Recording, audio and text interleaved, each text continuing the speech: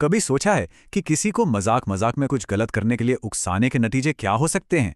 आज हम भारतीय न्याय संहिता 2023 की धारा 51 से 60 पर बात करेंगे, जो बिल्कुल इसी सवाल का जवाब देती हैं। और देखिए, ये बातें सिर्फ एग्जाम के लिए ही नहीं, बल्कि हमारी रोजमर्रा की जिंदगी के लिए भी जानना बहुत जरूरी है। तो यहाँ सबसे बड़ा सवाल यही उठता है कि अगर किसी के कहने पर कोई कुछ गलत करता है तो कहने वाले की जिम्मेदारी कितनी है? मतलब वो लकीर कहाँ खिंचती है? चलिए आज इस कानूनी पहेली को मिलकर सुलझाते हैं। तो आज हम क्या क्या देखने वाले हैं? सबसे पहले हम समझेंगे कि उकसाने वाले की जिम्मेदारी कहाँ तक जाती है। फिर देखेंगे कि कानून इसके लिए क्या सजा तय करता है। इसके बाद हम जानेंगे कि कैसे सिर्फ चुप रहना भी एक अपराध बन सकता है। और आखिर में सब कुछ फटाफट रिवाइज करेंगे ताकि ये बातें हमेशा के लिए याद हो जाएं। तो चलिए शुरू करते हैं पहले और सबसे जरूरी सवाल से। अगर कोई किसी को अपराध के लिए उकसाता है तो कानून की नजर में उसकी जिम्मेदारी की हद क्या है? क्या वो हर उस चीज के लिए जिम्मेदार है जो उस उकसावे के बाद होती है? आइए इसे एक छोटी सी कहानी से समझते हैं। मान लीजिए 3 लोग हैं, क, ख और ग। क ने मजाक में ख से कहा, जाओ और ग से थोड़ी बहस करो, बस एक छोटा मोटा झगड़ा। सुनने में तो ये काफी मामूली सी बात लगती है ना? पर कहानी में एक ट्विस्ट आता है। क्या होगा अगर ख बात को कुछ ज्यादा ही आगे बढ़ा दे और ग को गंभीर चोट पहुंचा दे? तो क्या क, जिसने सिर्फ एक छोटे से झगड़े के लिए उकसाया था, इस गंभीर नतीजे के लिए भी जिम्मेदार होगा? और यहीं पर कानून यानी धारा 51 तस्वीर में आता है। ये साफ कहता है कि अगर आपने किसी को उकसाया है तो आप न सिर्फ उस काम के लिए जिम्मेदार हैं जो आपने करने को कहा था, बल्कि उसके हर उस संभावित नतीजे के लिए भी जिम्मेदार हैं जिसकी उम्मीद की जा सकती थी।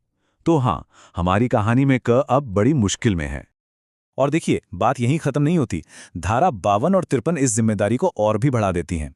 धारा 52 कहती है कि अगर आपने छोटी मोटी चोरी के लिए उकसाया और सामने वाले ने डकैती कर दी तो भी आप जिम्मेदार हैं।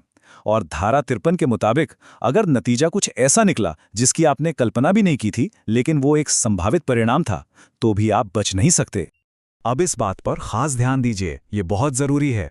धारा 54 कहती है कि अगर उकसाने वाला व्यक्ति अपराध होते समय मौका-ए वारदात पर मौजूद है तो उसे सिर्फ एक मददगार नहीं माना जाएगा। नहीं, कानून उसे मुख्य अपराधी ही मानेगा। उसकी मौजूदगी ही इस बात का सबूत है कि वो उस अपराध में पूरी तरह शामिल था। अच्छा, तो हमने जिम्मेदारी की बात तो कर ली, अब बात करते हैं अंजाम की। ऐसे मामलों में कानून क्या सजा देता है? चलिए देखते हैं। जैसा कि यहां साफ दिख रहा है, कानून का सिद्धांत बड़ा ही सीधा है। जैसा अपराध वैसी सजा। धारा 55 और 56 के हिसाब से उकसाने वाले को ठीक वही सजा मिलती है जो असल अपराधी को मिलती है। अगर अपराध की सजा मौत है तो उकसाने वाले को भी मौत की सजा हो सकती है। इसमें कोई रियायत नहीं है। अब जरा इस संख्या को देखिए, 10+। ये सिर्फ एक नंबर नहीं है, बल्कि ये एक बहुत ही खास तरह के अपराध की तरफ इशारा कर रहा है। आइए जानते हैं कि ये क्या है। धारा 57 उस स्थिति की बात करती है जब अपराध के लिए उकसाना एक सामूहिक काम बन जाता है। जब 10 या उससे ज्यादा लोग मिलकर किसी को भड़काते हैं या उकसाते हैं तो कानून इसे बहुत ज्यादा गंभीरता से लेता है। सोचिए दंगों या सामूहिक हिंसा के मामलों के बारे में, जहां भीड़ को भड़काया जाता है, ये धारा ठीक वहीं लागू होती है। अब हम एक ऐसे अपराध के बारे में बात करेंगे जहां कुछ करने की जरूरत नहीं होती। जी हां, कभी-कभी सिर्फ चुप रहना और किसी आपराधिक साजिश को छिपाना ही किसी को अपराधी बना सकता है।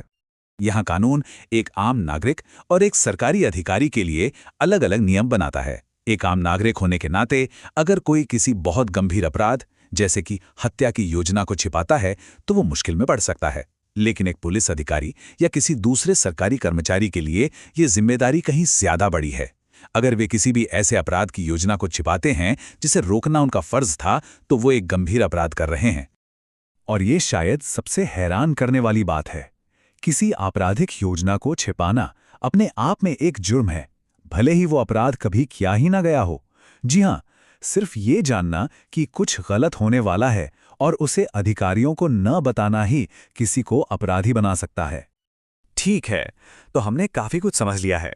अब चलिए इसे जल्दी से दोहराते हैं ताकि ये दिमाग में अच्छी तरह से बैठ जाए, खास तौर पर अगर किसी परीक्षा की तैयारी चल रही है। इसे याद रखने का एक बहुत ही आसान तरीका है। पहली 4 धाराएं 51 से 54 जिम्मेदारी के बारे में है। अगली 2, 55 और 56 सजा के बारे में। धारा 57 समूह या ग्रुप के लिए है और आखिरी 3, 58 से 60 छिपाने के अपराध के लिए हैं। जिम्मेदारी, सजा, समूह और छिपाना आसान है ना? और अंत में एक सवाल जो सोचने पर मजबूर करता है। ये कानून हमें इस बात पर सोचने को कहते हैं कि किसी के विचारों को सिर्फ प्रभावित करने और उसे अपराध के लिए उकसाने के बीच की वो महीन रेखा आखिर कहाँ है?